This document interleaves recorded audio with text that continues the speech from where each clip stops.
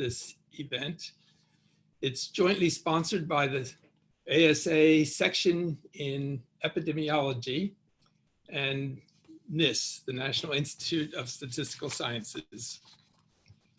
We are very fortunate to have Ottar Bjornstad as the instructor today for this tutorial. It will be fairly informal, but Ottar is the Distinguished Professor of Entomology and Biology and the J. Lloyd and Dorothy Verhoek Chair of Epidemiology and an adjunct professor in the Department of Statistics. His main research interests are population ecology and population dynamics, with particular emphasis on the mathematical and computational aspects, as you will learn today. He has received numerous awards and honors for his work, including elected fellow of the American Association for the Advancement of Science and Penn State University's Faculty Scholar Medal in the Life and Health Sciences. As we, before we go to the beginning of the tutorial, let me just say we have Glenn Johnson and myself will be hosting this. The audience, which is now over 80, and we expect about 120. So I'll try to start this very soon. But the questions that you may have, you should put in the Q&A box, and we will hand those over to Ottar as appropriate. After about halfway through the tutorial, we'll take a break around 2 o'clock or just before to have any clarifying questions or any questions at all, and then save major questions for the Q&A at the end of the session. With that, I think I will hand this over to Ottar and let you take it away, Ottar. Okay, thank you, Jim. So let's see. Can you see me and hear me? Now everyone can see you full screen until you share your screen. Okay, and you can see me and hear me? Yes. Okay, good. Okay, excellent. So yeah, so hopefully we'll manage to cover some ground today. My philosophy on this is that I want to keep it in a kind of tutorial workshop format, which means that while I've prepared some PowerPoint slides that we will look at, I'm hoping that we'll be able to do work both on the whiteboard, which I have here next to me, and also I'm going to do some calculations directly in R with some with Synapse. And so let me just share my screen first. Where is there?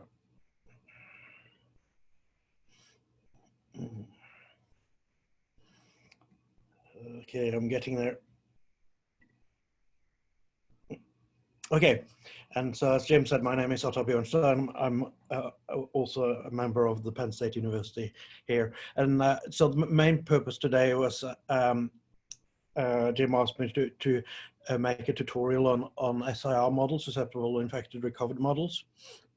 So the structure of these next 2 hours, which will be somewhat unstructured, but the plan is that I'll first open up with talking through a bit of logistics, and then I will make some introductory remarks about the history of the SIR models, and also a little bit of key biology that we need to visit on in order to understand the genesis of these equations. And then we move into develop the equations and thinking about it, and then look at how to do numerical integration of differential equations in R, as well as doing model exploration using some shiny interface that I put together over the years. And then think about some other elaborations. Okay, so the first bit of logistics is, as Jim pointed out, is there is a fair bit of information on the NISS website. I did post 2 papers which were recently commissioned by Nature Methods on SIR model, and they may not be the most authoritative papers as such, but I posted them because they do have Martin made some very nice shiny apps with them, and they come with the benefits of being only 2 pages long each. So that's a big bonus. Then the final thing I want to point out is, so all the data and functions that I'll be discussing today is part of the EpiMDR package on CRAN.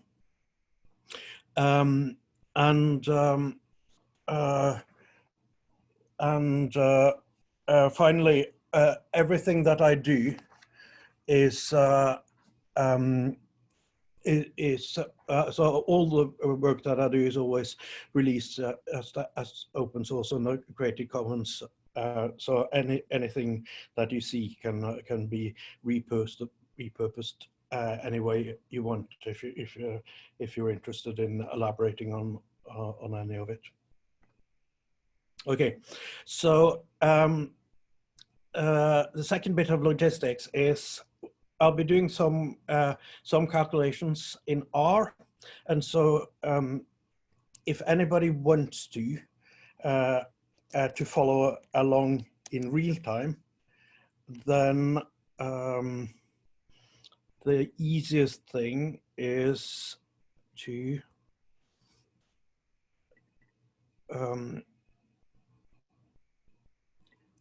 let's see, I need to start RStudio.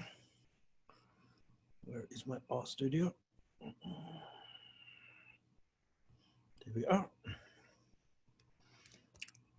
And then if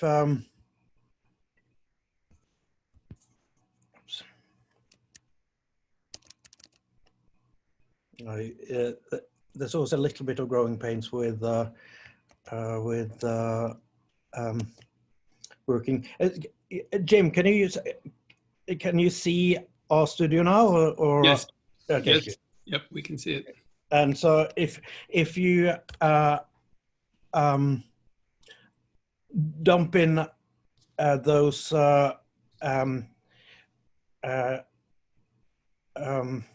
little bit of installations, then you can do everything I do in real time if you want to, as we move along. Okay, now let's see, we are going back to PowerPoint.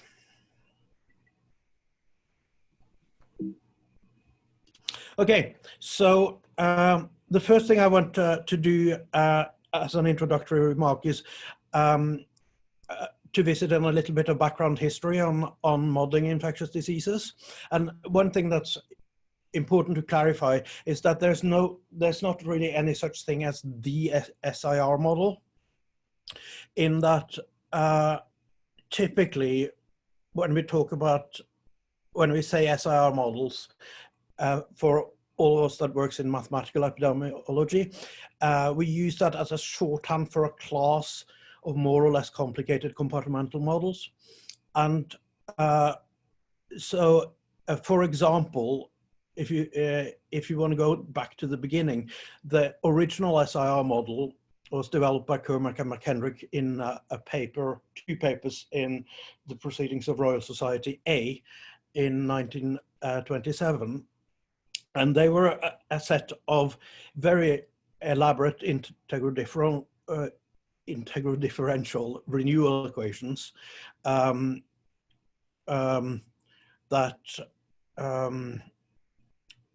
they then subsequently show that under some simplifying assumption can be simplified to the type of more simpler differential equation models that we normally use today.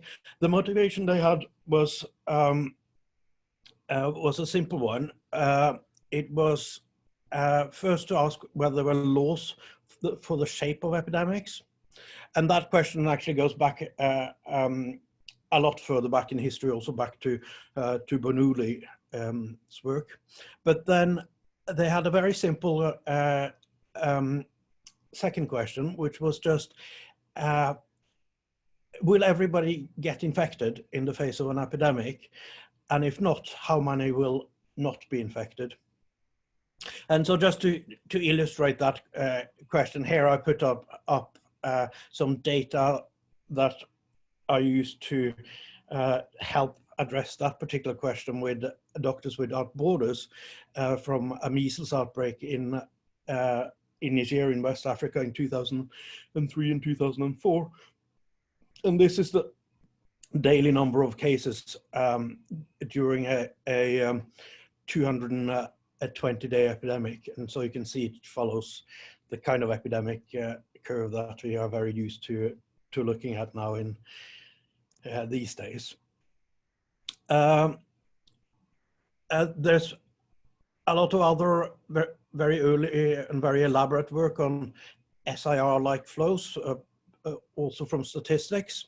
And so Maurice Bartlett made some very clever stochastic differential equation versions in the mid-1950s. And Norman Bailey also in the 1950s worked on various discrete time versions of the SIR framework, which was coined the chain binomial framework. And so, but what I'm going to do today is I'm going to try to do a brief overview of what we normally think of as the simpler compartmental models, which are deterministic ordinary differential equation models that is used in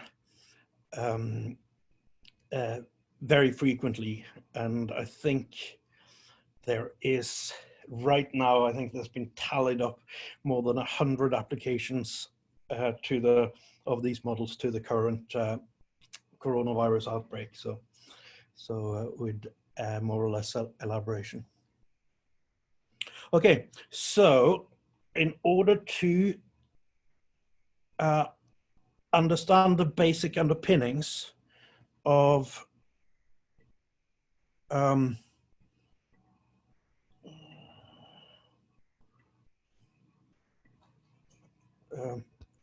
these things, I am going to try to use the whiteboard.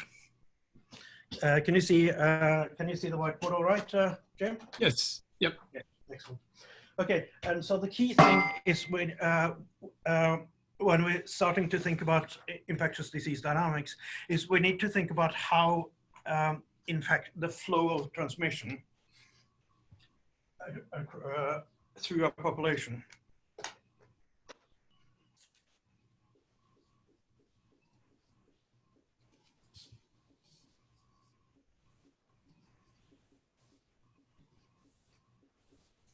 And when we think about the flow of transmission, then the simplest thing that we usually do, there's a lot of more complicated elaborations, but the simplest thing we do is that we think of a population of being comprised of susceptible individuals,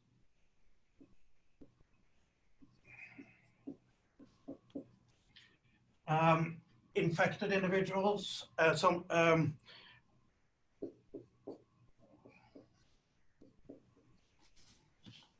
and recovered individuals.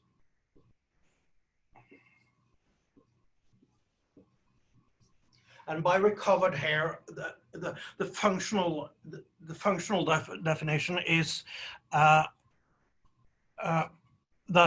by recovered we don't actually mean people that are no longer sick, but we mean people that are no longer that can no longer be infected by the pathogen. And so, for example, when we were infected with the influenza virus, then typically we will, if it's a bad bout of influenza, then typically we'll be feeling really horrible for maybe 10 days. But actually the last 5 days of those 10 days of feeling horrible will functionally belong to the recovered class, because the virus is actually cleared by about day 5 or 6, but then there's all these immune backlash that makes us feel horrible for a long time. So the recovered is a classification relative to transmission and not relative to infectious diseases. And then oftentimes for many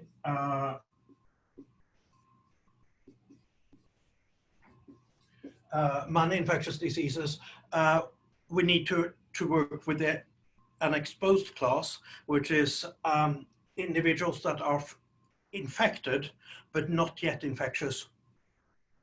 And so sometimes, what we'll discuss in the beginning is just a simple one when we ignore this exposed class. But for example, if we were to try to model something like tuberculosis, then the exposed class is very, very important, because for TB, then typically individuals that are infected will be non-infectious maybe for 2 years, 5 years, 10 years, maybe they never become infectious. And so this is just to lay out why when we say that SIR is not a single model, it's because it's just a shorthand for using this kind of formalism to think about infectious disease dynamics. And then there's the one other key bit of biology that, and I think we can just look at the PowerPoint again. The one other key bit that we need to consider when we think about infectious disease dynamics is that different pathogens have different interactions with our immune system. And so therefore, when we're going to tailor our models, we need to think about the different flows. And so here on the right-hand side, I have just pointed out that some infections will be lifelong, which means that the flow is just from susceptibles to infecteds, and then the infected stage is terminal. And that's things, for example, like tuberculosis in the absence of antibiotics, and HIV, for example. Some infections provides immunity for life, which ends up with a SIR flow. And those infections are, the classic ones are the vaccine preventable childhood infections like measles and rubella and mumps, where once you've recovered, you will never be reinfected. There's no chance of reinfection. And then, as we talked about, sometimes there's a lag between exposure and becoming infectious, which gives rise to the so-called SIR models, SEIR models.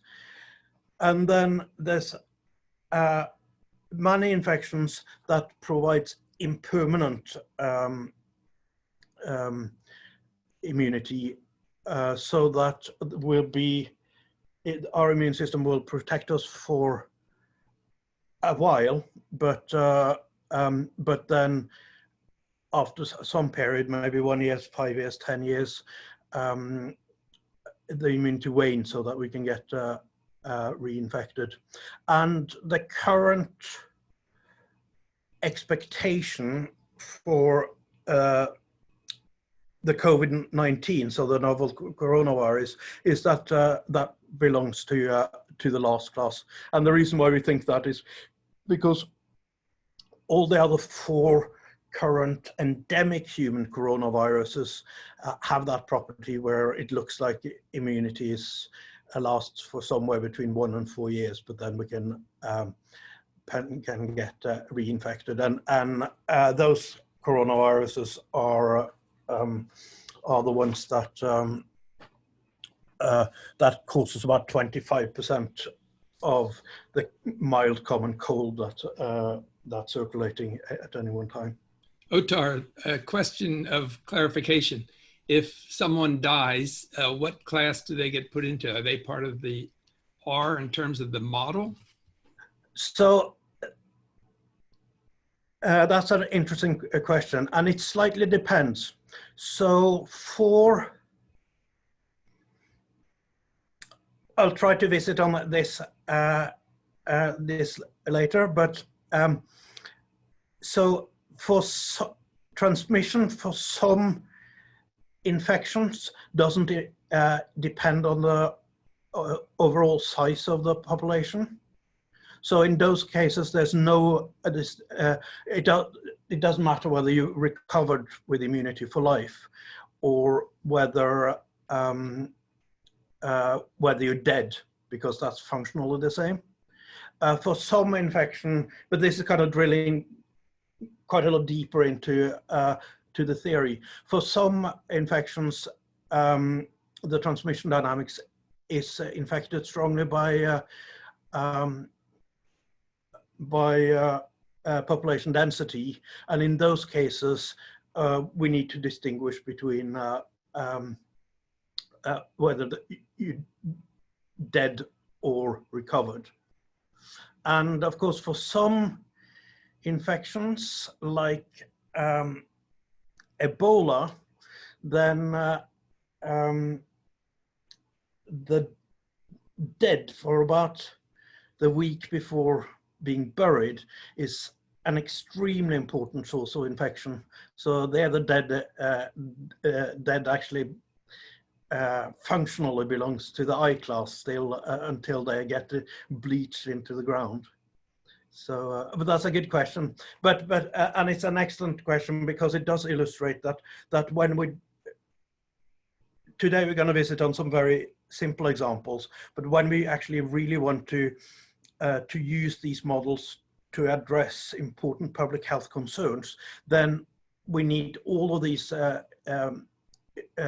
biological considerations need to be embraced and built into to the decision models.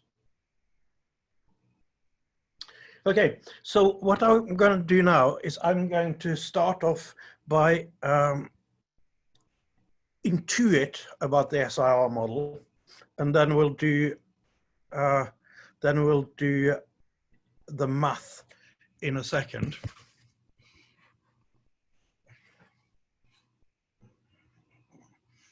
Oh, where's my sponge?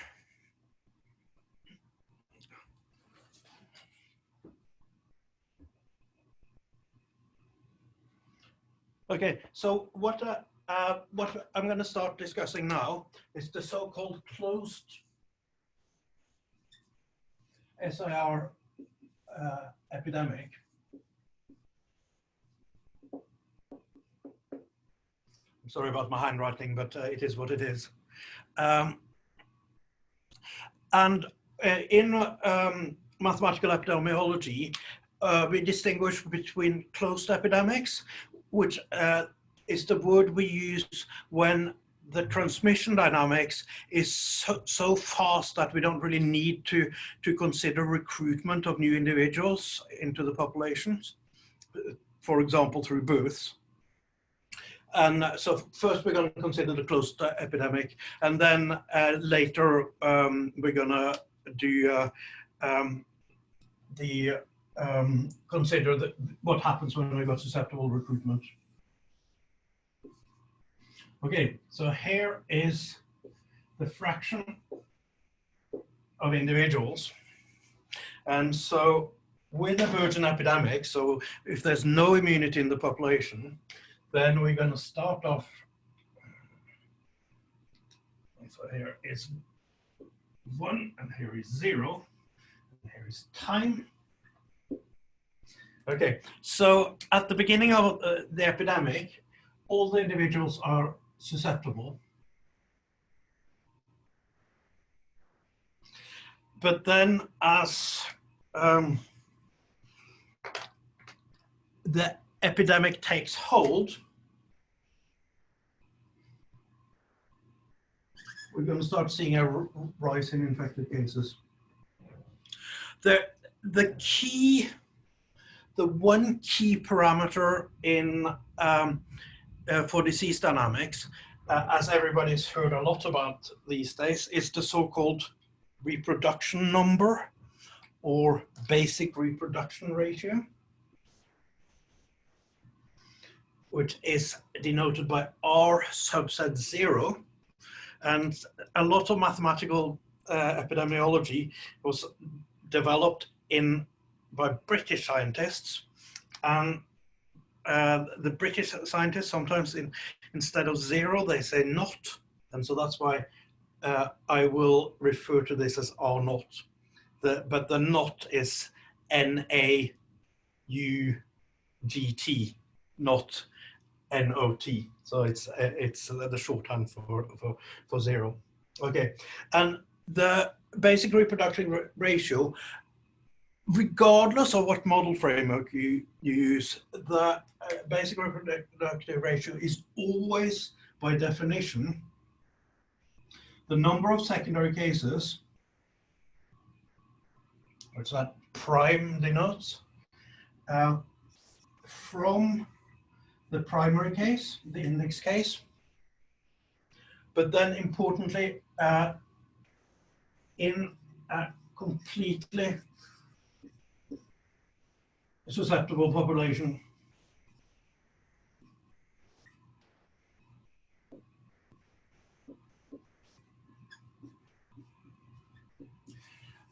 This is always the definition of R naught. So depending on what kind of infectious disease we have, the mathematical calculation to get to this number might vary, but the definition never changes. And as we'll discuss in a second, this is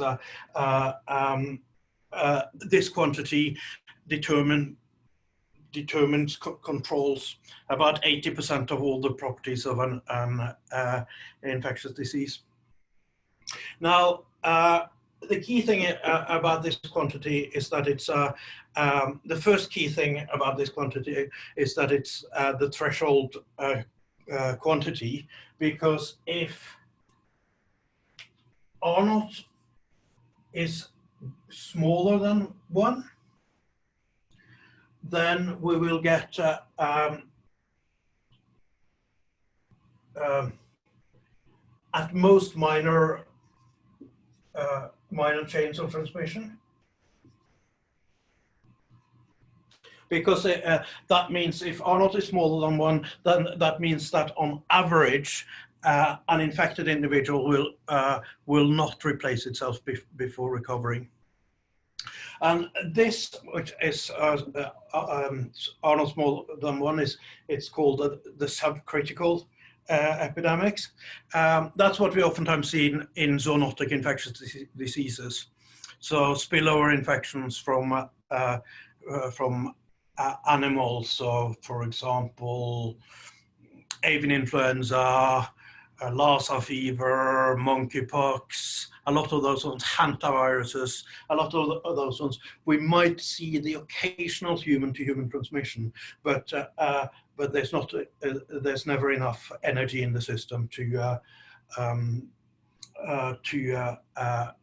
make a major epidemic, and that's as opposed to when that reproduction number is greater than 1, where we can get major invasion. And of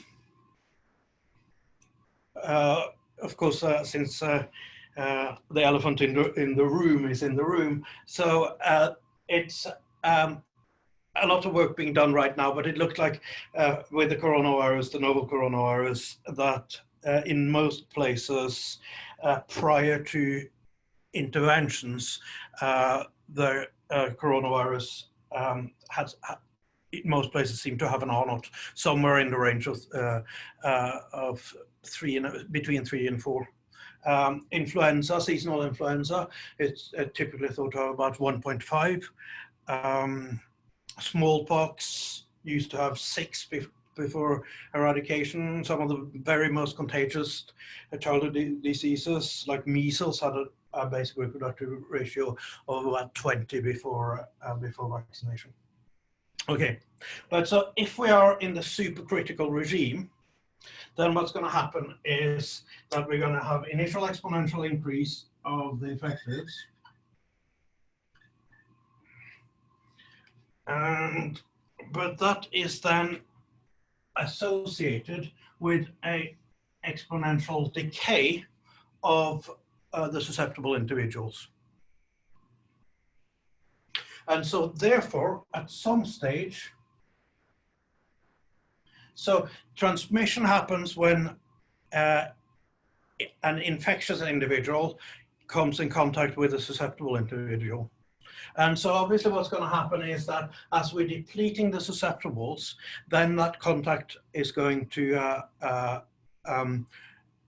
become rarer, quite simply because there are much fewer susceptibles to infect. And so therefore, at some stage, the epidemics start to self-limit. And then, as we looked at in that measles outbreak,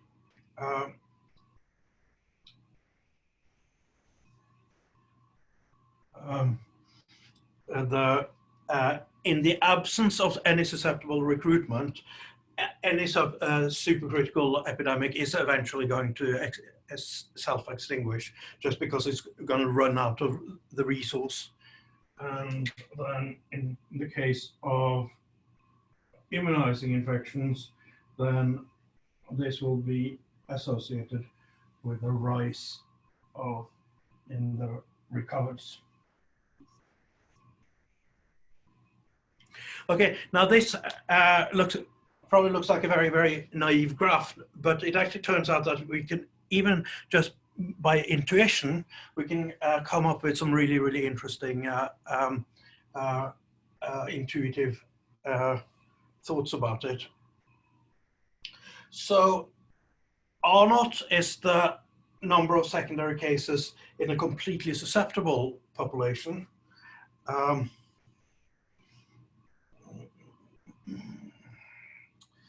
do I have space here? Are effective.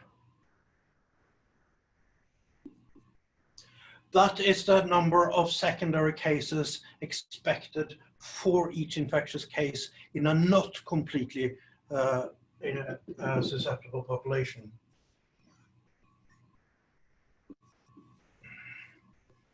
And R effective will always be the susceptible fraction multiplied by the basic reproductive ratio. And the logic there is that in the beginning of an epidemic, every contact between the infected individuals and another individual is going to be with a susceptible individual. But then as the susceptible is depleted, let's say when where only 50% of the population is susceptible, then only 50% of those contacts are going to be only 50% of the contacts that infectious individuals have with other individuals are going to be with susceptibles. And so therefore, at that stage, the effective reproductive ratio is going to be half of what the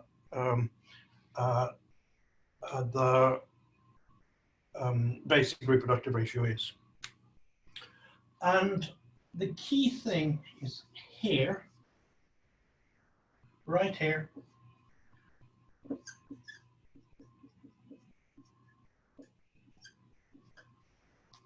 the effective reproductive ratio is obviously going to be exactly 1 because we're right at the turnover point. So right here where the derivative is 0, then we're at the replacement. Okay. And that inflection point is very, very important because that inflection point is critically associated with a critical susceptible fraction.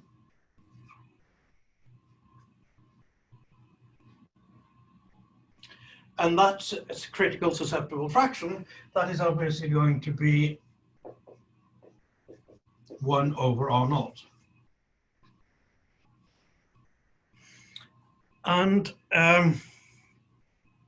And so that is one of the most important and fundamental properties, or one of the earliest but most important insights about infectious disease control, because what it means is that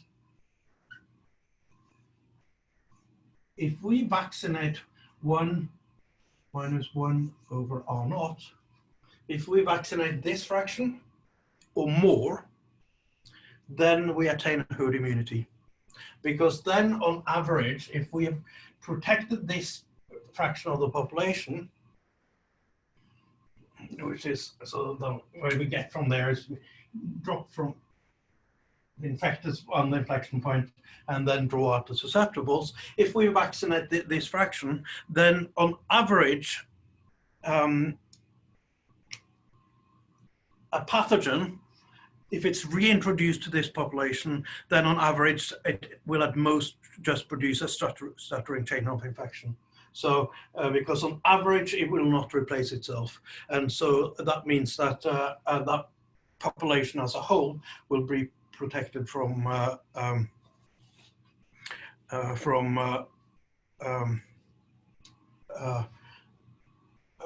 major epidemics. And then another important insight, but we'll do the math and modeling on it, is that that it is true that the final epidemic size in the close epidemic, which we'll call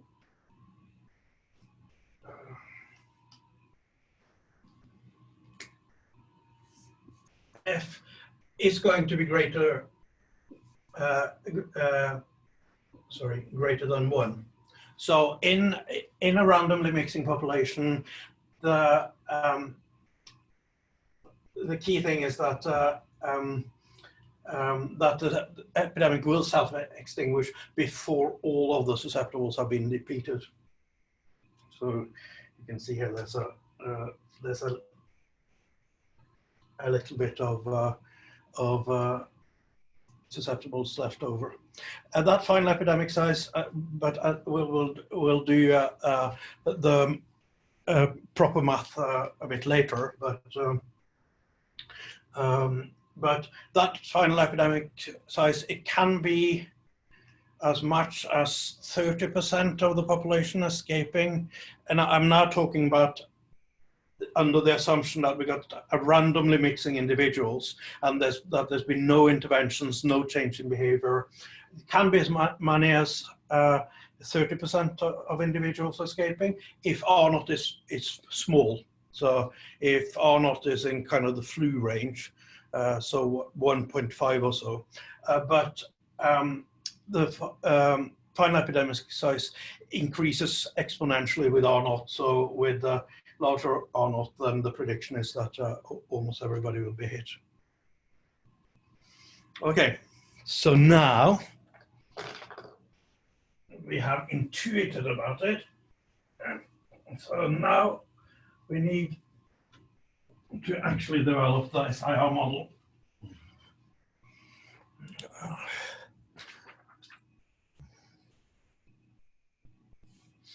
Okay, so now we're going to consider the very simplest SIR model, where we assume that there's just susceptibles, infecteds, and recovereds. There is no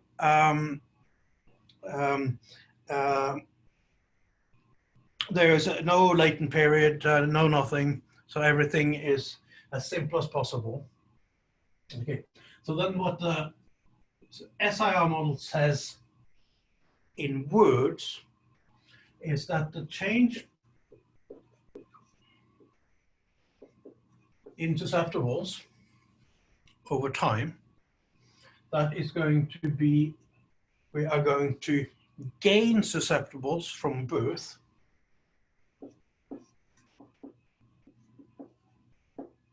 We are going to lose susceptibles because of infection.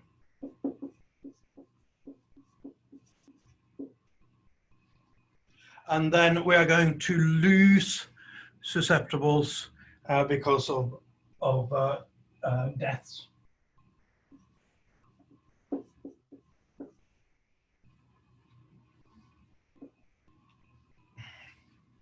Okay, so the birth and death bit is very, very simple. We can just go out and see how many people are dying and are being born at any one time. Usually for the simple models, where we're just trying to get the strategic insight, we assume that that the overall population size is constant, in which case the birth rate has to balance the death rate. So that's the assumption we will be working under once we get onto the computer. But so the tricky thing here is trying to get a good quantitative model for the infection rate, and unpacking that in the population. That is going to be the contact rate.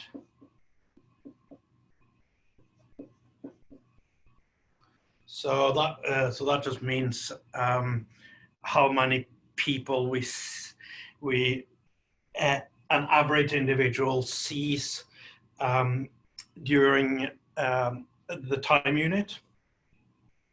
And then it's going to be the probability of infection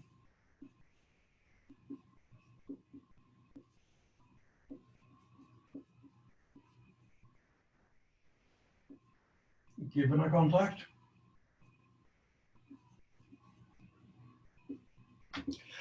That probability can be quite amorphous for respiratory infections, just because we don't really know. It's a bit unclear what a contact is. For it's very easy to think about for sexually transmitted infections. So we know, for example, that because it's easy to know what a contact is, it's an event of sexual congress. And so we know, for example, that for HIV, this probability is very, very small. It turns out that it's very hard to get infected. It's very miserable to get infected with HIV, but for a given contact, the probability of getting infected is small, depending on a lot of details of the course of where we are in the infectious disease. And then it's going to be the probability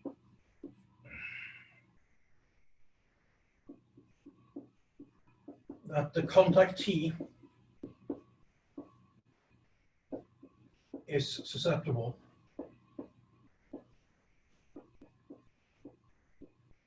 Because as we talked about earlier, that probability is going to be 1 in the beginning, because everybody is susceptible, but later on there's just a fraction of susceptible. And then we need to think about, so this is the per infectious individual rate of accumulating infection. And so then we need to think about the number of individuals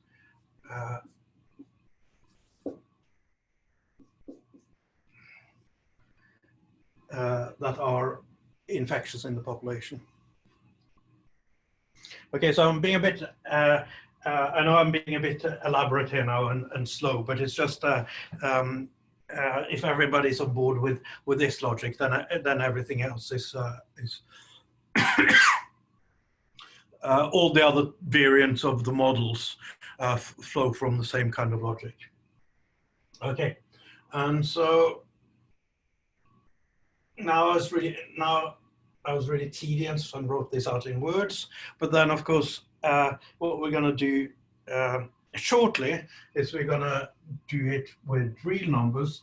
And so what this all just translates to is that, okay, so then the rate of the change in number of susceptibles, that's the derivative of susceptibles with time, that is going to be the birth rate times the total population size, and then minus the death rate of the susceptibles, and then minus, okay, so what we normally do, since these two things are a bit amorphous, is that we normally collapse these two, we pull these two things together and call those the transmission rate.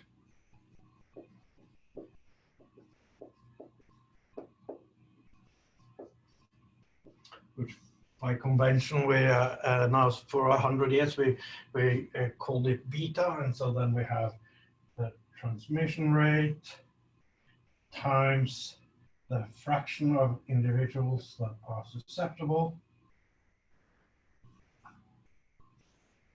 times the number of infected.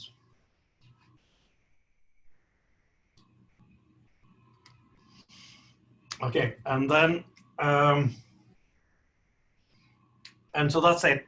That's all there is to this our model. So then so therefore the number of susceptibles infected over time, the rate of change of those is that we are going to accumulate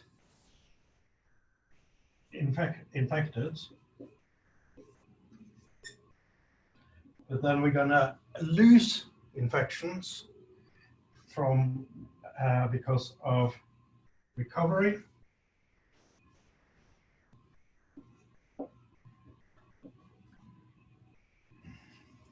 Per infected recovery, and this is gamma is the recovery rate. And so just for those who haven't done their dynamical systems schooling for a bit, then the key thing to remember is that the rate is always 1 over the waiting time for something to happen. So that means that the recovery rate, if we have a typical infectious period of 10 days, say, then that gamma, the recovery rate, that's going to be 0.1 per day. And then we're going to have the background mortality rate, which, because right now we're just ignoring any disease-induced mortality because we're just doing the very, very simplest case. And so there, again, this is a rate. And so what that means is that if we have a life expectancy of, let's say, 70 years, then mu is 0. If you have a life expectancy of 50 years, then mu is 0.02 per year. And then finally, we're going to accrue the recovereds, which are going to come from here. And then again, background mortality rate. And so if we set nu equal to mu in this setting, so because n is obviously s plus I plus r, then this will be an this will be an epidemic in a stable population size. Okay,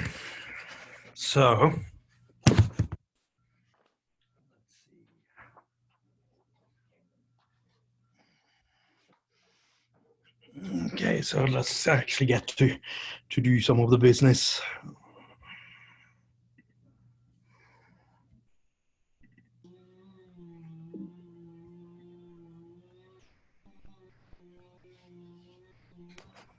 Okay. As I said earlier, what we very often do when we do the mathematical modeling is that we set n to 1, because what that means is that we are then modeling the fractions of individuals that are in each of the susceptible, infected, or recovered cover class, rather than the absolute numbers. Because then you can do the calculations, and then we can scale up as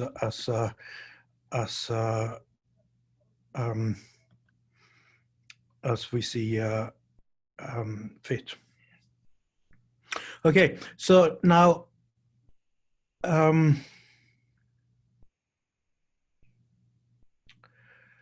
I think most of us have been using R for a lifetime, more or less. In fact, I think actually I strangely were using S+ long before R even existed. But oftentimes we do it in a more standard statistical framework. So it turns out that R also has got a lot of very strong mathematical capabilities, including doing symbolic maths, but also numerical integration of these types of coupled ordinary differential equation models. And the library to do the calculations of for numerically integrating ODEs is the DE-solve package in R, which we installed at the beginning of the session.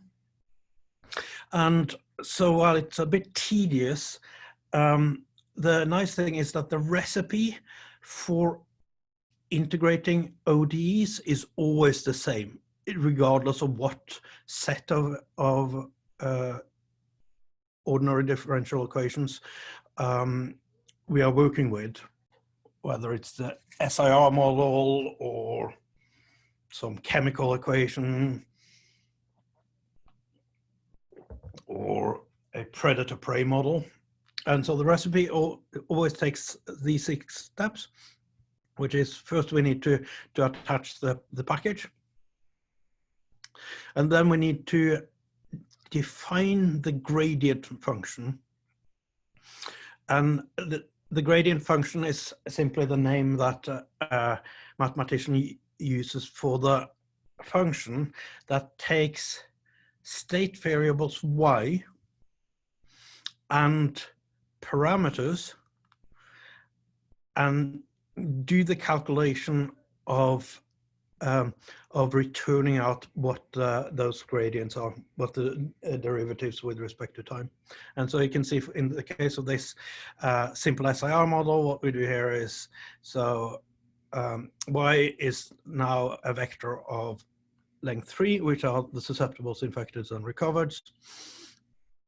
Then the parameters that we use is, I'm doing this in a very laborious way here just to make it completely transparent. So we pull beta out of the parameters vector, mu out of the parameter vector, gamma out of the parameter vector, and n out of the parameter vector. And then here are the 3 equations, ds, di, dr, that calculates those derivatives. And then we're going to return those out of the function. And then step 3 is we need to provide parameters, which in this case I have provided with beta of 2 and gamma of 1/2, and so this is kind of rough. I'm roughly thinking of weekly time intervals here. So this would be a infectious period of 2 weeks, and then the SIR model provides the laws for the rate of change of the system, but obviously the computer is never going to know what that means unless we specify where we're starting from to change things.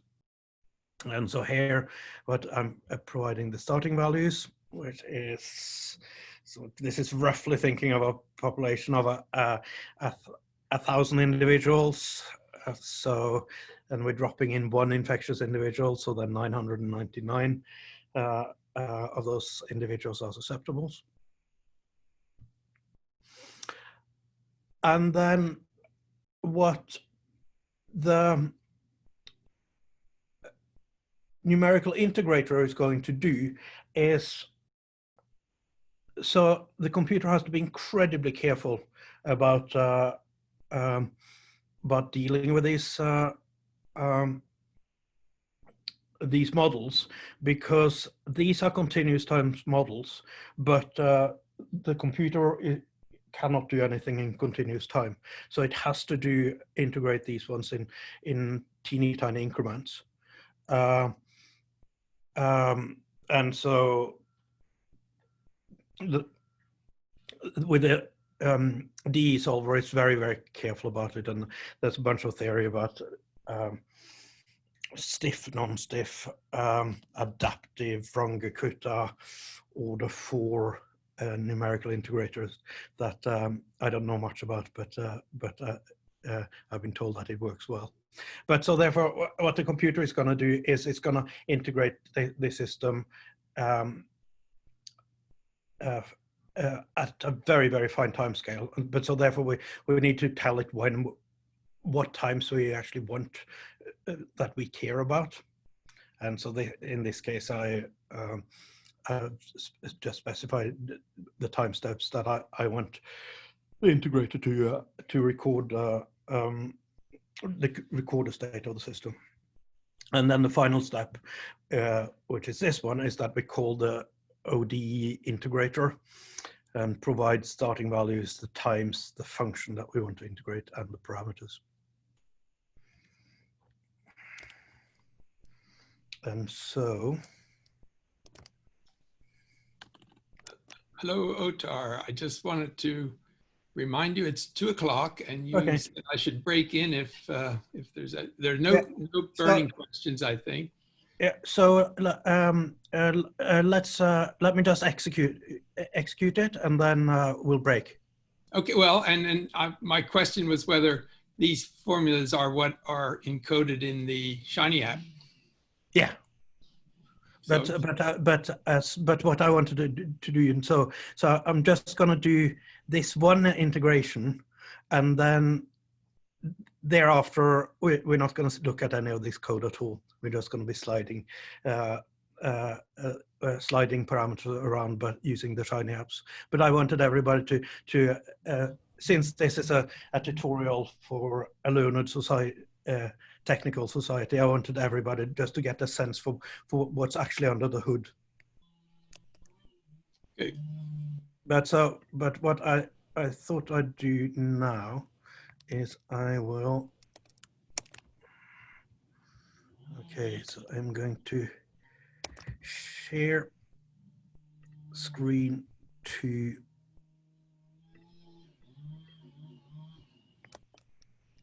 R. And then I'm going to dump that bit of code in.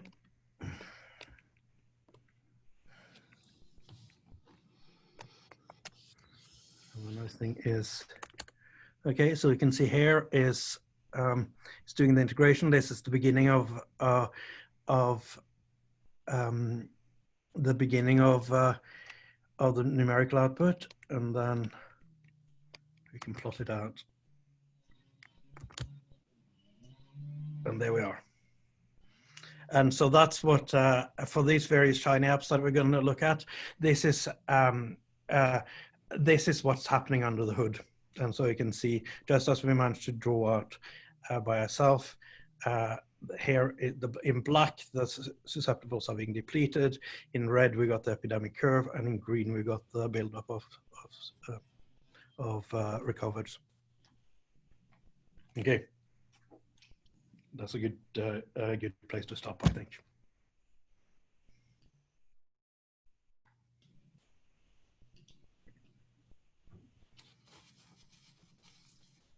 Okay, can you show the changes in the curve as a function of changing the parameters? Is that what your Shiny app does? Yeah.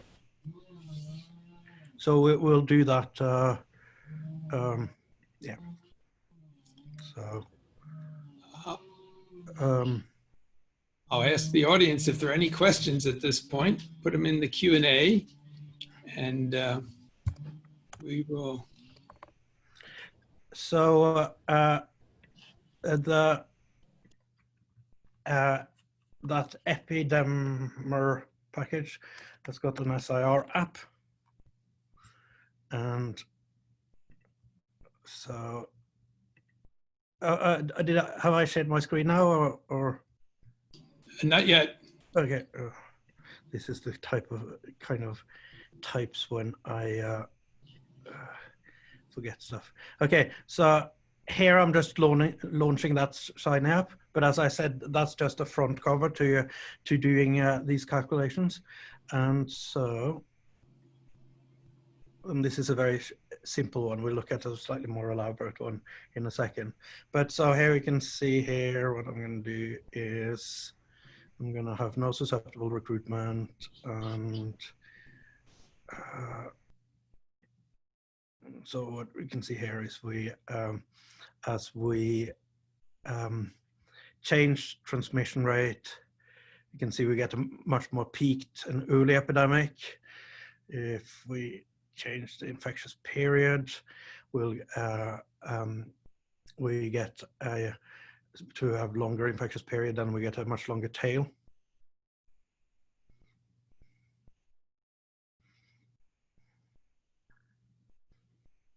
I don't know if there's other. Are you changing the graph as I don't see the Shiny app. Okay. I'm just seeing a static graph. Okay. Okay. Well, so let me just launch it from. Let me just launch the one from the web then. Yeah, strangely, I've had that problem before, that somehow Zoom doesn't play well with the Shiny apps. But so let me. What I'm going to do is I'm going to pull up the Shiny app from the.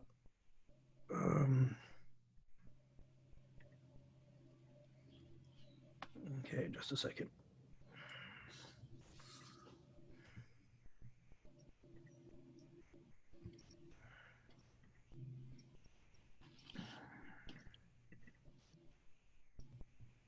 Oh, there it is. Okay, can you see the? Can you see Yep. this Yes. one? Okay, with so sliders. Yep. And so okay, so here you can see if we, for example, increase the reproductive numbers, you see that you get an earlier and higher peak. If we decrease it, you're going to get a flatter curve. If we vaccinate some percentage at birth, then we're flattening things out. And then you can see here, let me put R0 to 2, and then I'm going to vaccinate 50% of the population. Then you can see then we reached herd immunity. because that's exactly the result that we developed just graphically. By if you vaccinate 1 minus 1 over R naught, then the infection cannot take. So there's a question whether the model fits for the data from any particular country for the current coronavirus. Is there a good fit to this model? So it fits well for the early part of like the first month of the epidemics, but with the coronavirus, then what happened is that most countries put in place very strong behavioral interventions during after a while, which means that effectively what happened was that in the first month, the R naught was about 3.5. In many countries now, because of the interventions, within about 50 days, the R naught was reduced to very close to 1 or below 1 because of the behavioral changes and all the stay at home. But what you can do is, so if you look at this shiny app, so if you look at the effect of R naught mitigation, let me remove the interpretive text. And as I said, so this shiny app is posted on the web, but it's also, all the source code is on GitHub, so anybody can monkey with it as they will. But what you can see is that if we're playing around with thinking about what the epidemic curve is doing, if we moved, let's say, from an R naught of 3 to an R naught of 1.5, then you can think of the epidemic dynamics to initially follow this regime that we're seeing here, but then switching over to this second regime, sometimes around day 50. Does that clarify the question? I think so, yes.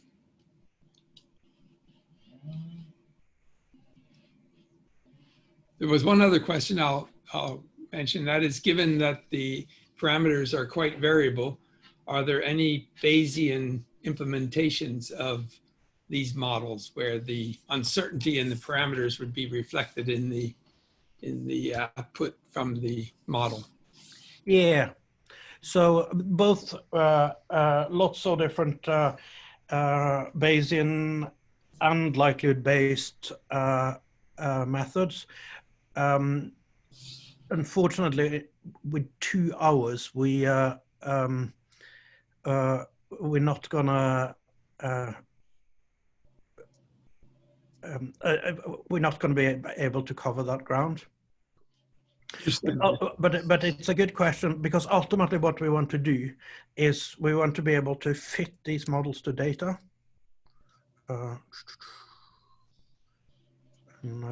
These are good questions, and it's more fun to interact than to just monologue. So let me just show you one other thing. Here, I'm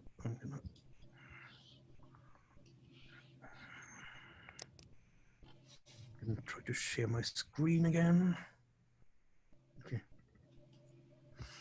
So this is an example of using maximum likelihood, assuming Poisson variability in incidence of fitting the SIR model to that measles outbreak data that we looked at earlier. There's and as I said, there's lots of different. So this is just using simple maximum likelihood, and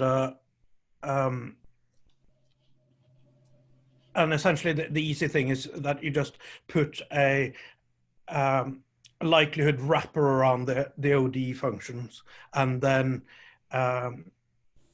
you just use optim to muck about with the parameters to find the parameter sets that maximizes the likelihood. One of the really interesting challenges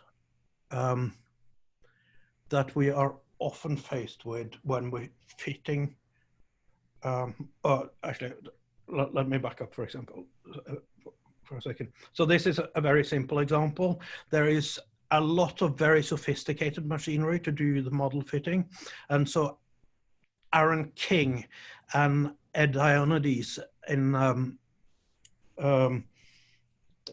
at University of Michigan, they have developed a general purpose R package that's called POMP, for partially observed Markov processes. That's got iterative filtering, MCMC, Metropolis Hastings, a bunch of different sophisticated models to fit the models to data. Because the challenge,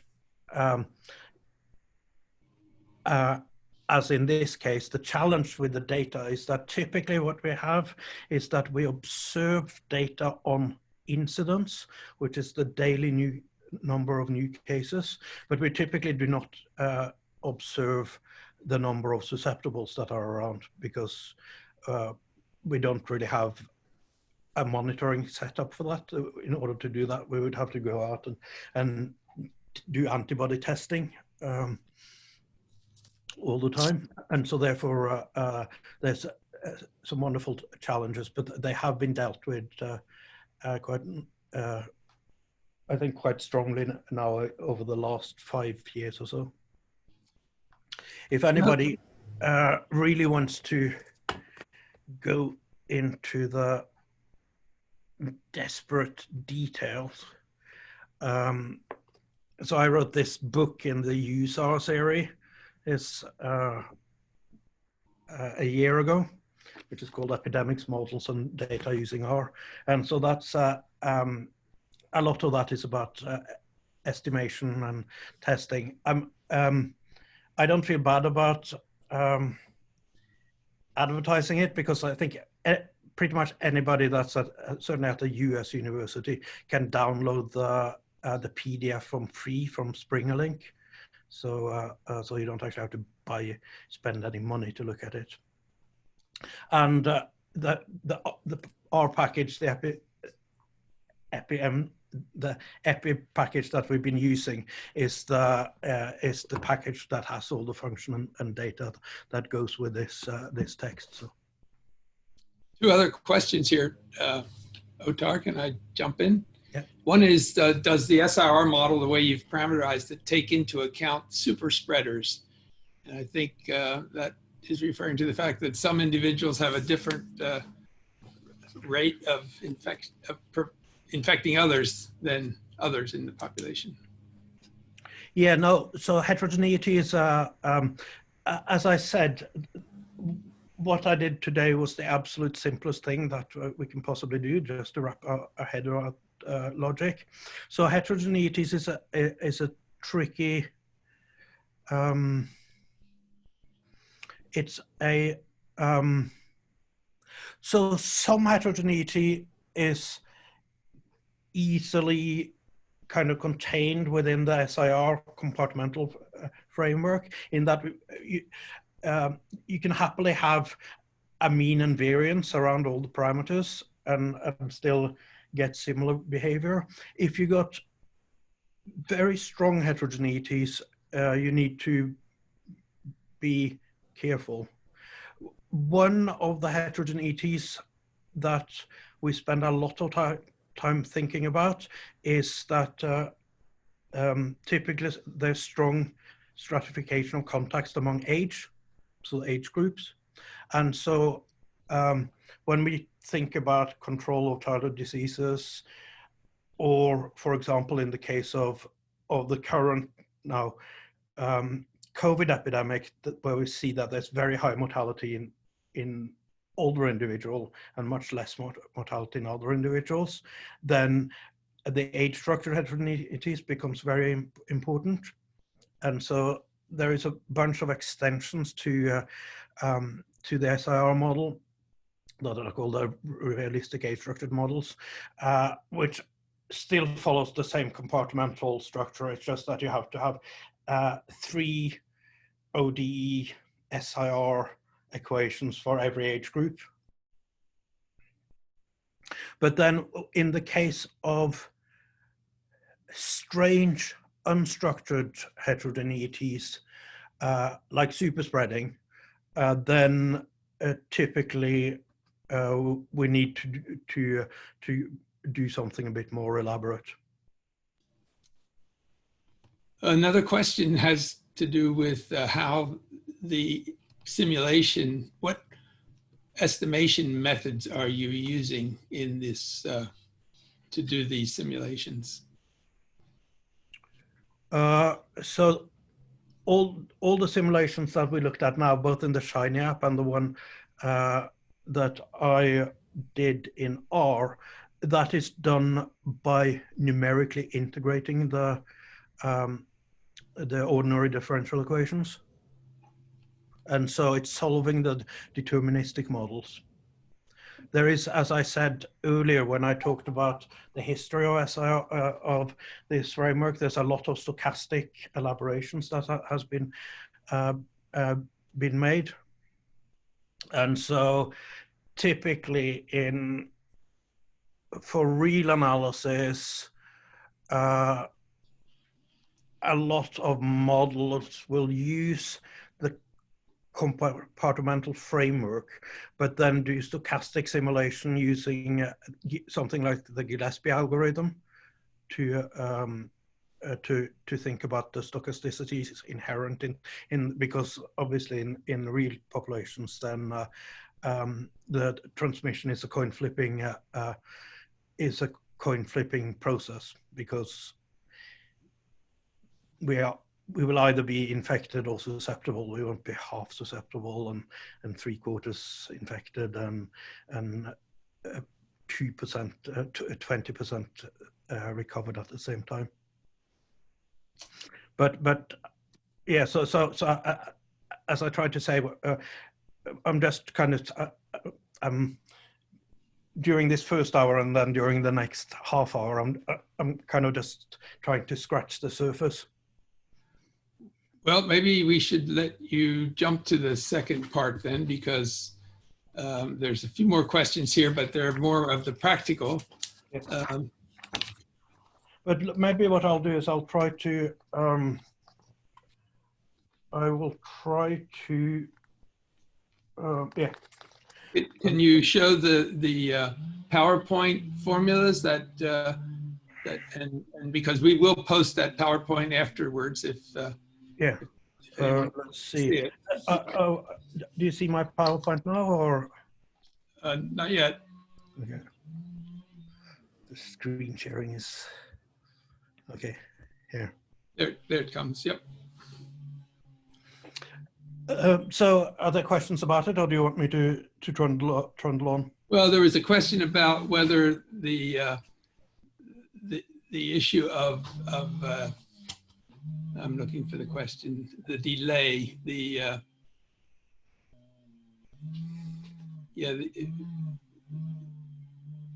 can you say, the question is, can you say a bit about the infectious period under the SIR model tab versus the one under the effective R0 mitigation tab? I think this is referring to options in the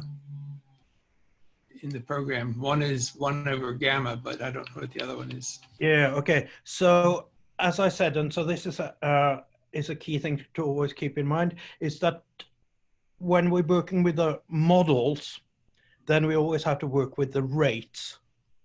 Whereas when we think about the biology, then we typically like to think not about the rates, but the but let's call it the waiting times. And so in all the cases, the rate is 1 over the waiting time. And so what that means is that for the Shiny app, let me just see if I can share up that. Okay. Sorry, I am a slow zoomer. Okay, let's see. Okay, so with the Shiny app, yeah, that's actually a good. That's a good clarification to do. Let me do this clarification here.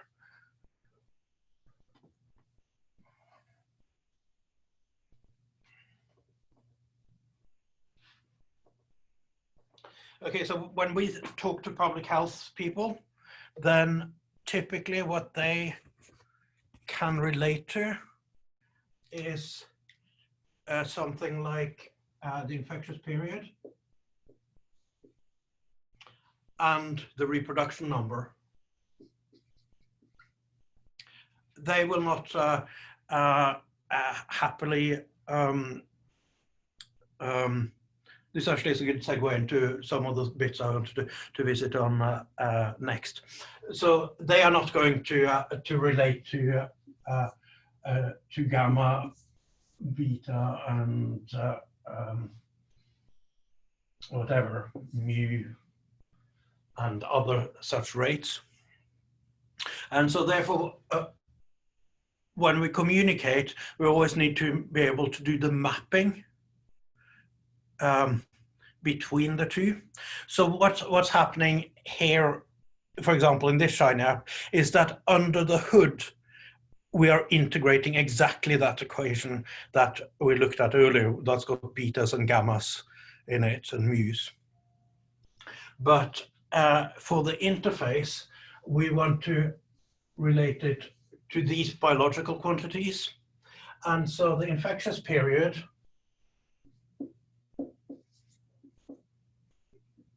that is a waiting time to recovery.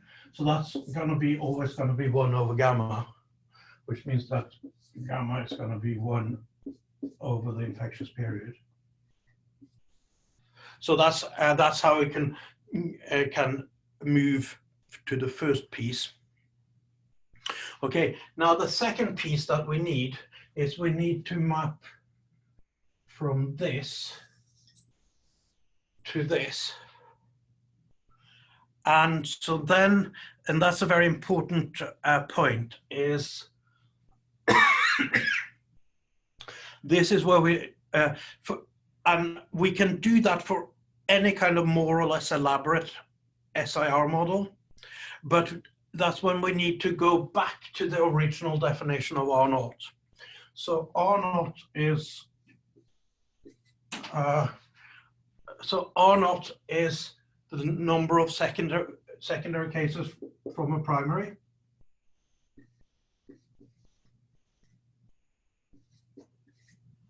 Okay, so what is the R0 going to be for our SIR flow? Okay, so we have got this very simplest flow here that looks like this.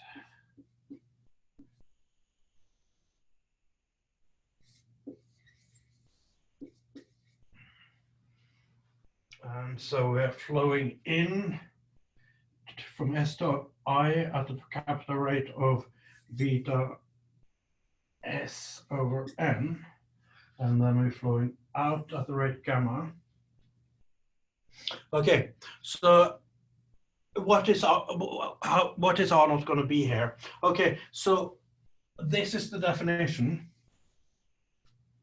and it's in a completely susceptible population. So what that means is that everybody is susceptible here. So everybody happy with that step? So I'm just setting S equals N here, because the definition is that we're looking at considering the situation when everybody is susceptible, because that's the definition. Okay, and so we're going to be flowing in. So we got one infected individuals. One infected individuals is transmitting at this rate. So that means that we are transmitting at a rate of beta. And then, Otar, if you unshare your screen, they can see the whiteboard better. oh no, oh, sorry. Okay, is that better? Yes, if they yes, if they make the, I can even help by closing my screen, then you're the only large one. Yes. Okay, sorry. So, okay, let me just do this argument one more time because I think it's quite important. So we know how to map from infectious period to the rate gamma because that's the rate. That's just a conversion between rate and waiting time. Now we need to map from R0 to beta, and so that's the tricky step. And so what I was saying is then we need to go back to the original definition of R0, which is the number of secondary cases from the primary case in a completely susceptible population. Okay, and so the way to think about that is we're going to think about this just as a flow. So we are going to flow from susceptibles to infecteds at a rate of beta, and then we're going to flow out of the infected class at the rate gamma. I'm going to jump in again, Otar, because one of the questions says, but how do you estimate these parameters? They're beta and gamma. So that's what I'm going to do right now from some. So gamma is the rate at which infecteds are being removed. And so that means that if we have an infectious period of, let's say, 10 days, then that means that gamma is 0.1 per day. And that just comes from the general rule that a rate is equal to 1 over the waiting time.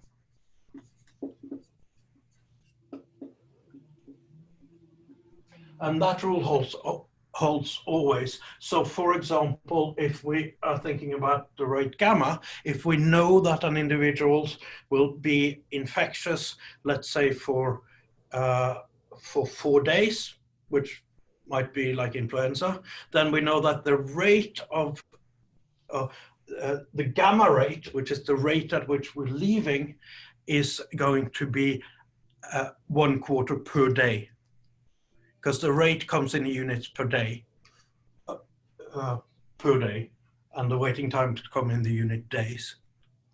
So one related question to that is, how is the undercount that we hear in the news all the time influence these, the model and the fit of the model? So it's a bit tricky. If the undercounting rate is relatively constant, then we can estimate R0 just by looking at the doubling time of the epidemic. Right. Okay, so there's a bunch of stuff that we that is hard to cover right now. But so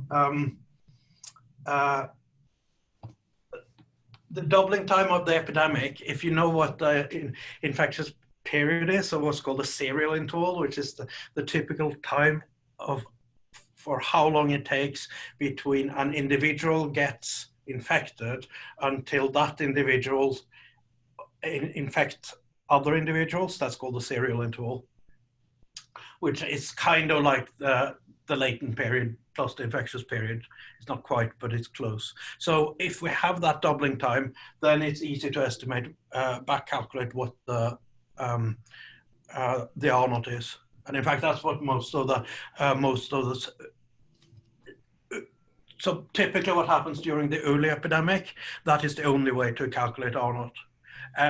So like, for example, during the first 30 days of a new epidemic, you have to look at the doubling time. If you got a long time series, then there's lots of more sophisticated ways to calculate R0, but typically the waiting time is what we use early on.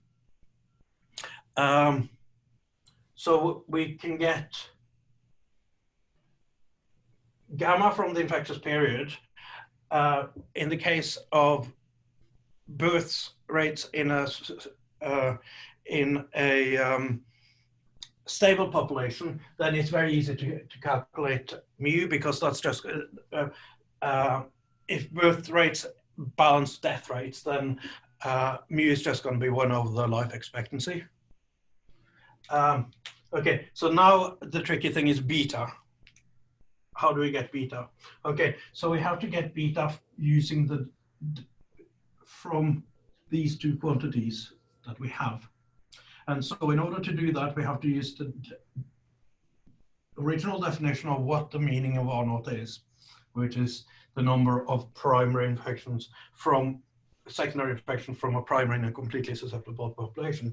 Okay, so in order to do that, we need to find a way to get from this flow to this.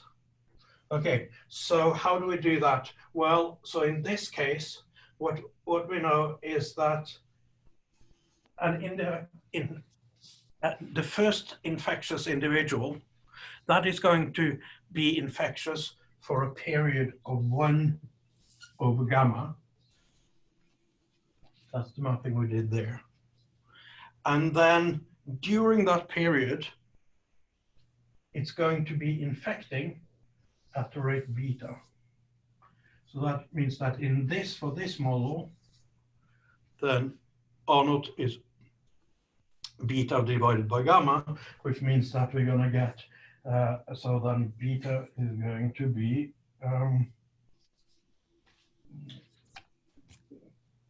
the infectious period. No, so that's going to be gamma times R0.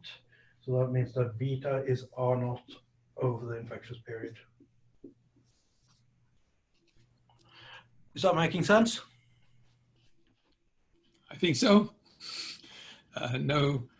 So yeah, so the estimate of beta comes from those models. I don't have any other questions. If you wanted to, Yeah. are you going to look at the other Shiny app? Is that a model? Or I'll do in a bit, but what I want to do first is, if I can manage, is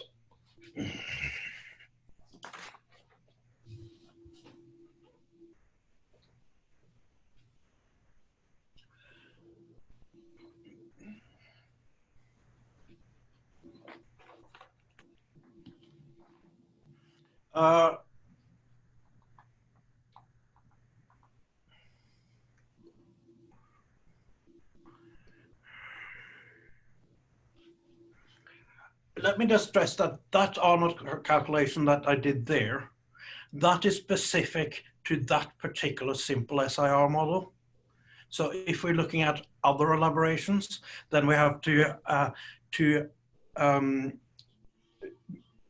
do other calculations, but the logic is always the same. So let's, for example, say that we work with a slightly more elaborate model, very slightly more elaborate model. Okay.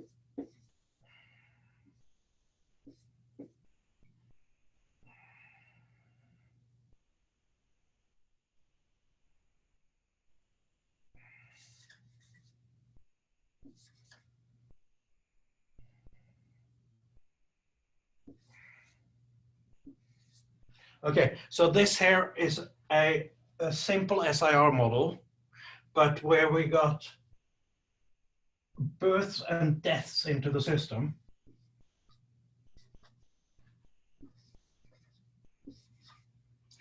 And that we have disease-induced mortality, so that we get excess mortality from in the infectious class, then we can still do, so for example, we might have that that there's a 50%, 30% case fatality rate. Then we still, then we can still work through everything. We just need to do slightly more elaborate back calculations. So let's say a case fatality rate of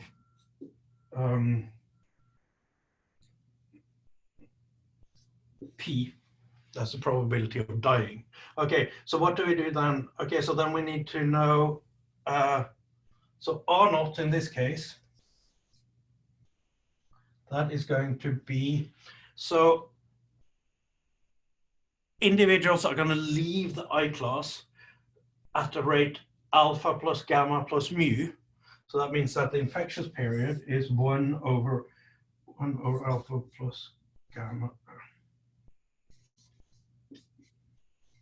plus mu. And during that infectious period, they're going to transmit at this rate. And so you see, with a slightly different biological realism, we get a slightly different calculation for the R naught, but the logic is always the same. So the question that just popped up here from John Oleong is, if the true estimates are 10 times the current estimates, then how do you adjust the current R naught? So as I said, if the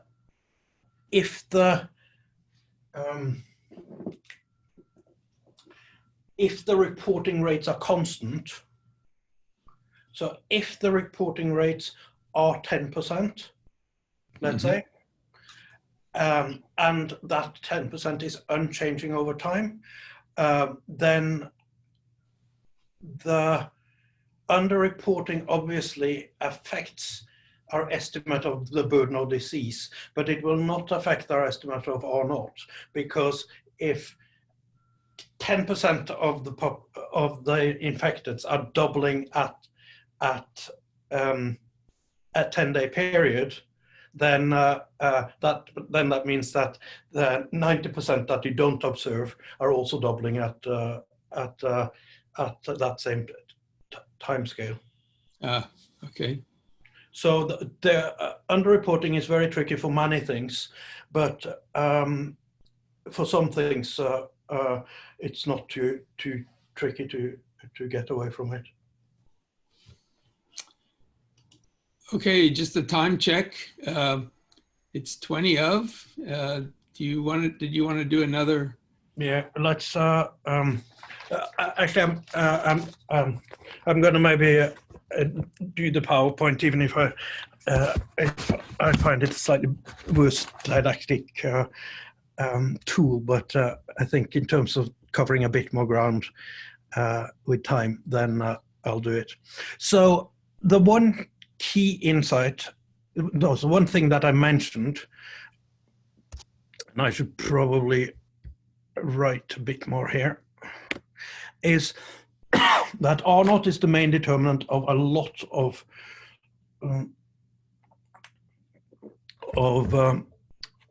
properties of infectious diseases.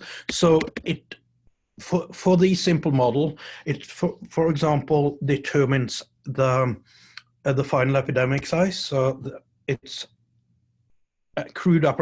We got the exact equations for it, but it's as a crude, slightly more crude but very simple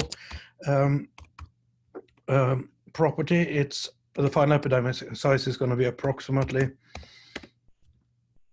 1 minus e to the. Are you wanting to share that screen? Oh, sorry. Yeah. Thank you.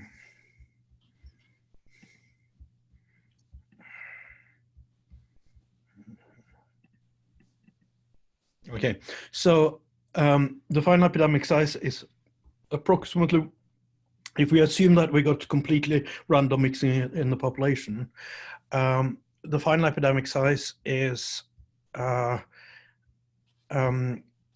approximately 1 minus e to the minus r naught. The height of the peak, so the peak burden, that is 1 minus 1 plus the log of r naught divided by r naught. And some of this stuff is not intuitive, so that's a bunch of mathematicians that have been doing this, working through all of this. But as we saw, the critical vaccine cover is 1 over r naught. Turns out that for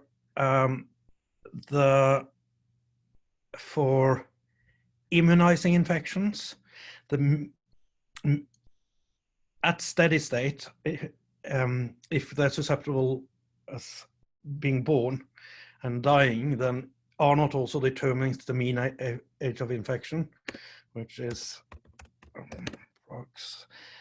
1 plus 1 over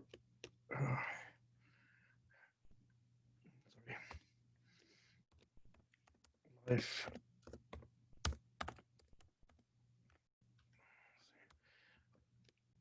over R naught. So these are just a bunch of examples where of why we are so obsessed with the R naught calculations. Okay, and then the next thing that that's the wrong thing.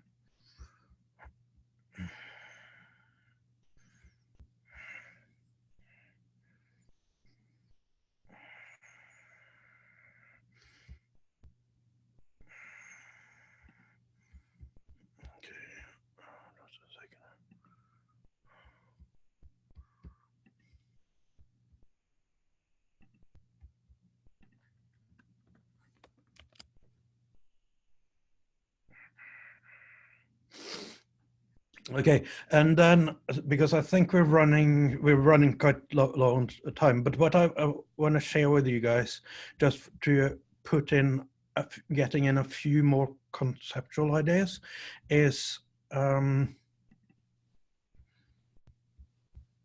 this here, which is the second Shiny app. So this is a crude model for COVID, in that this is the SEIRS model. What's that mean? So it's the model that thinks, okay, actually let's,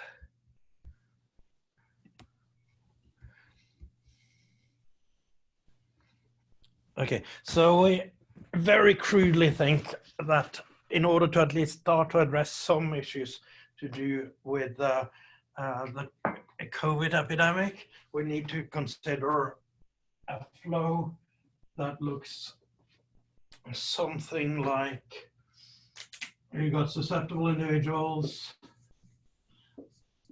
that will enter the exposed class. So that's when they're infected but not infectious, and we would think that the latent period for COVID is maybe 5 days, maybe 8 days, something like that. And then we got an infected class. So this here is 5 days. The infectious class, we don't really know, but it's maybe somewhere between 8 and 15 days. Maybe less, maybe 5. There's lots of uncertainties here still, but the key thing for developing these models is that we need to have the quantitative models to try to make some predictions under uncertainty what might happen over time. And then we got recovery. But then based on observations of all the other coronaviruses that are endemic, we believe that immunity only lasts for a while, which means that somewhere into between 1 and 4 years, individuals will flow back from the recovered class to the susceptible class.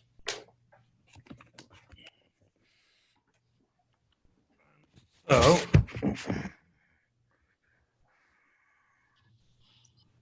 did I fail to share this? Yeah, okay, yeah, you did see the whiteboard now. Yes, we did.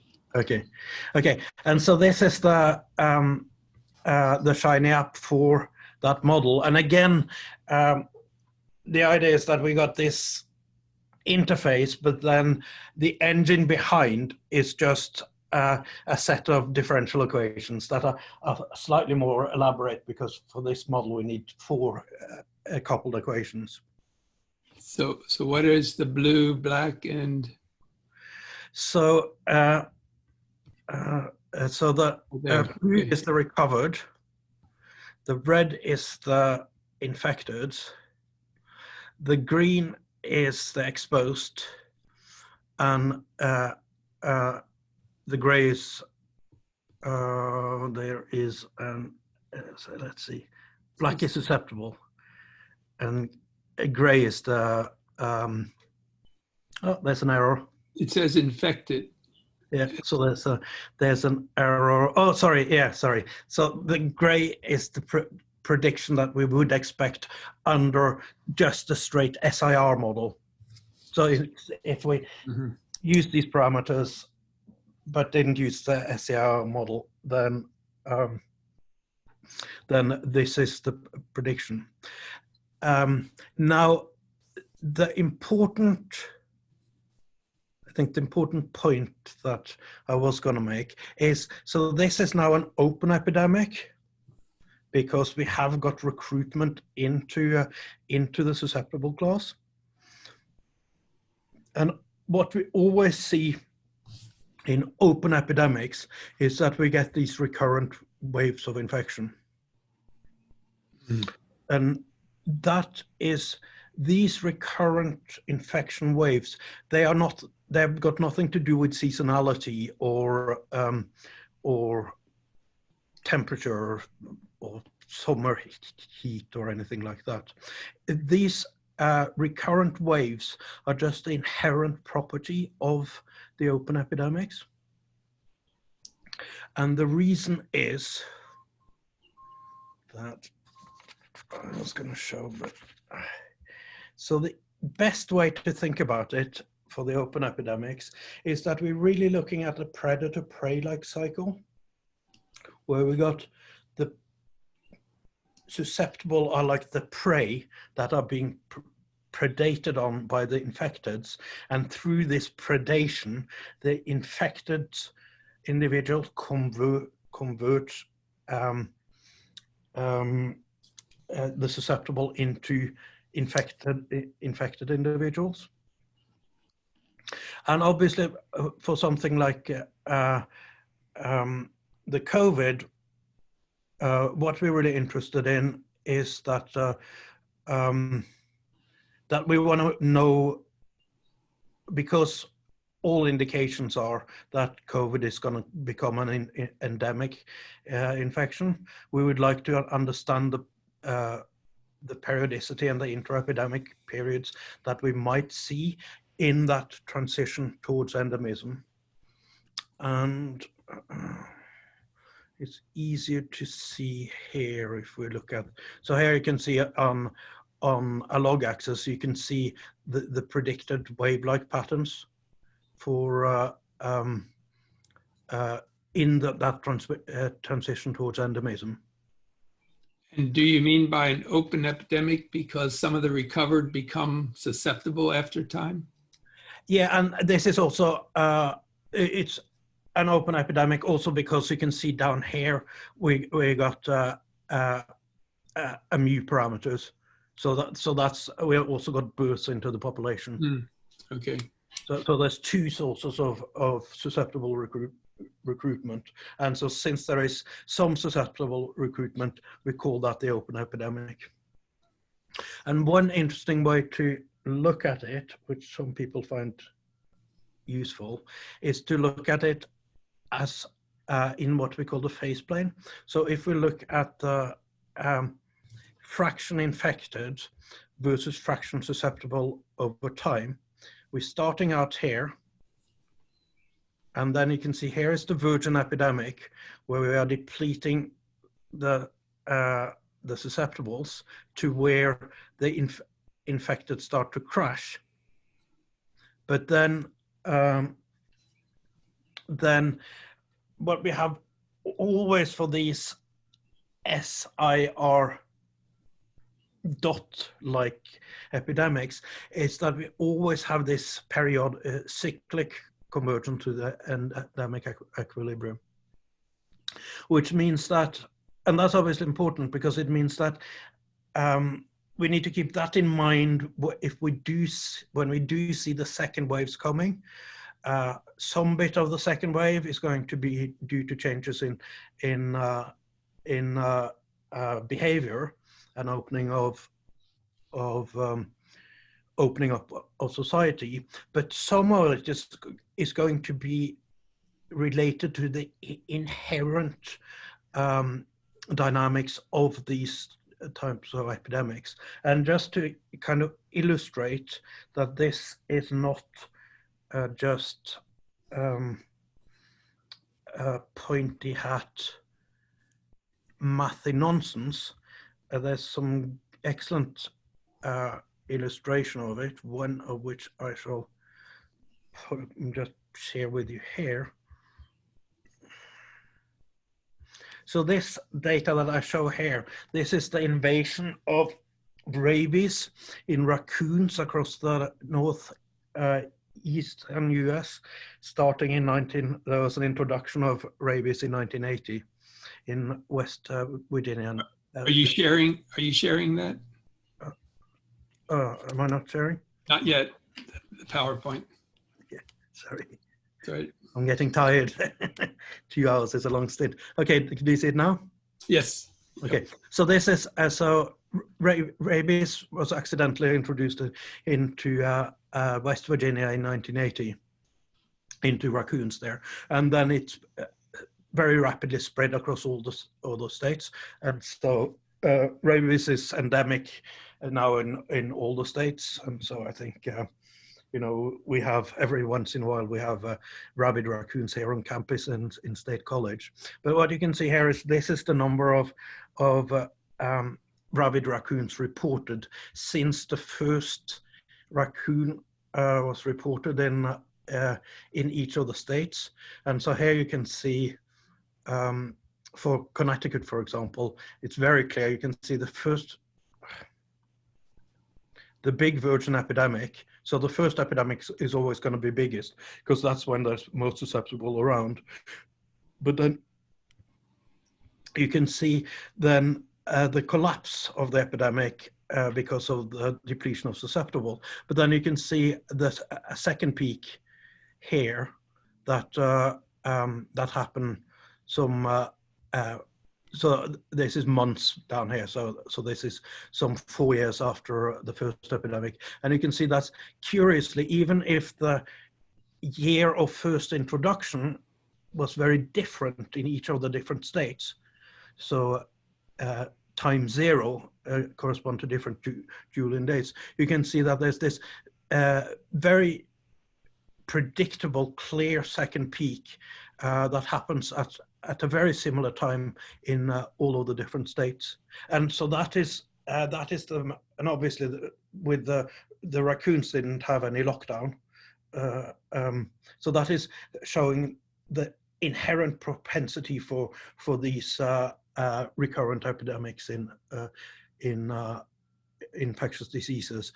And our compartmental models quite nicely predicts this dynamic behavior.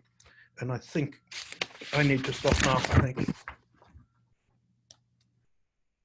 Yeah, it's 5 to 3, so do you want to moderate any final? Yes, I have two questions that are sitting here. Let me start with a really nice practical question, asking you to share what your opinion is, and that is, what strategies should universities implement in the future, consider the fall 2020 decision that needs to be made? John prefaced this question with, he doesn't know if it's relevant here, but I think people are interested in these models because of the current crisis. Yeah, well, so I've been working on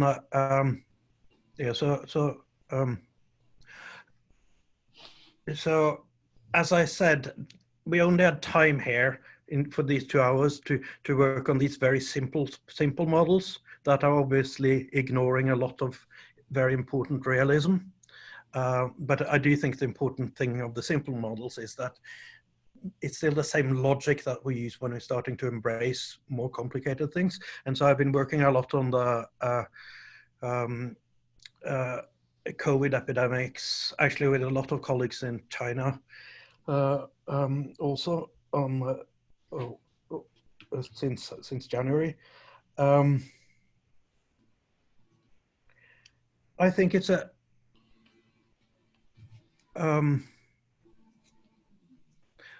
so that's a complicated question, because I can have there's so many perspectives to it.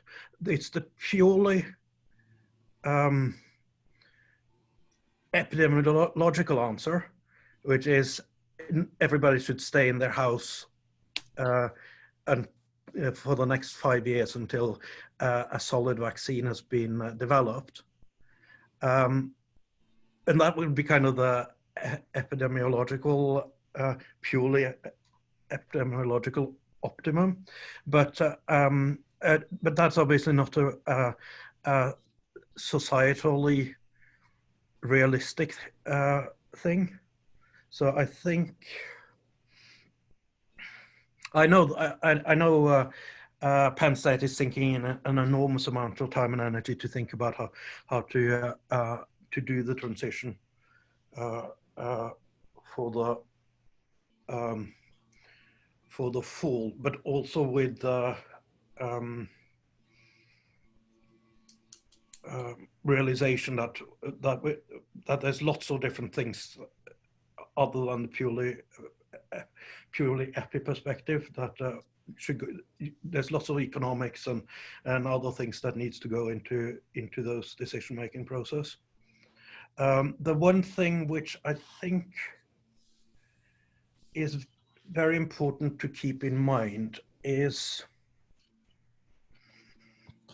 and this is why I mentioned that we have these age-structured models and more realistic models that we work a lot with, is that when we're in a pandemic, then the virgin epidemic is going to be very, very different than the endemic situation. And so I don't see any way this virus is not going to go endemic, which means that it's going to be established in the population forever. Right now, in the virgin epidemic, everybody is susceptible, which means that we also see a lot of deaths in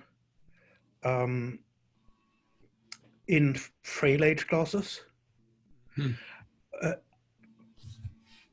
If we open up, so my best bet, but you guys can play with the shiny apps. So my best bet, based on all the other endemic coronaviruses, the 4 other ones that just causes a common cold, is that in 2 or 3 years, strong susceptibility is only going to be in the very young who hasn't seen any of that virus again. And so while older individuals and the rest of us, while we might get infected, get a cold, in terms of the burden of disease, it's going to be completely different than what it is now, because we will have, even if it's imperfect, we will have a lot of pre-existing immunity and antibodies because we will have been primed by this virus every 2 or 3 years. And so I think that's just, so I don't have a clear recommendation to the university, but I do have a plea to society at large to just try to keep in mind that that the transient phase is going to look completely different than the endemic phase. So we're not going to be looking at whatever 2% case fatality from corona in 5 years. And that's speaking just. I obviously don't know that, but on the basis of what I know about all the other coronaviruses, you know, we're going to be looking at my betting odds would be 10 to 1 that we're going to be looking at 0.1, 0.01 case fatality rates in 3 years. In the subsequent phases, yeah. Well, there are a few more questions, but I think in the interest of time, I'll just mention them so that the audience can take these as challenges to do their own research or continue to explore. And one asks about the sensitivity and specificity of the test results. And we've all heard recently the very poor quality tests that have flooded the market. And that definitely is a strong issue with a statistical basis that needs to be worked on. And the other one is using a variety of estimation techniques, Bayesian and using more complex models, which you referred to, but you didn't have time to get better estimates of the important parameters like R0 to predict this disease. So let me take this minute to thank you, Ottar, for. Can I just make one last comment? Sure. So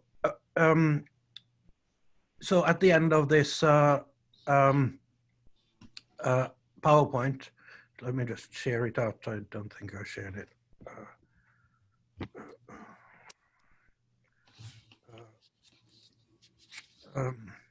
Here we are. So I think Jim is going to post a PowerPoint.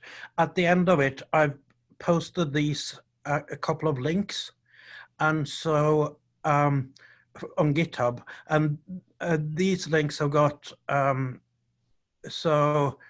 the top one has got a bunch of other Shiny apps for a bunch of other SIR-like models, and then the lower link has got all the statistical code to that textbook that I wrote. So it's got a lot of the a lot of different tools for estimating the epiparameters and parameterizing the models. Okay, thank you. We will send everyone who is on this tutorial a link or an email at the end of this, and you can respond. And we will also send another email to point to the information that we will put online with this information, the PowerPoint, and in a month from now, we'll post this to the general public. But those who have participated will get an email shortly. I want to also thank Jing Chang from the University of California, San Francisco, and Mimi Kim of the Einstein Medical Center, who helped organize this for the ASA, SIE, the Statistics and Epidemiology. So again, thank you, Ottar, for your presentation and for providing this information. And thank everyone who's on the call. Take care, stay well, stay healthy during this unusual time.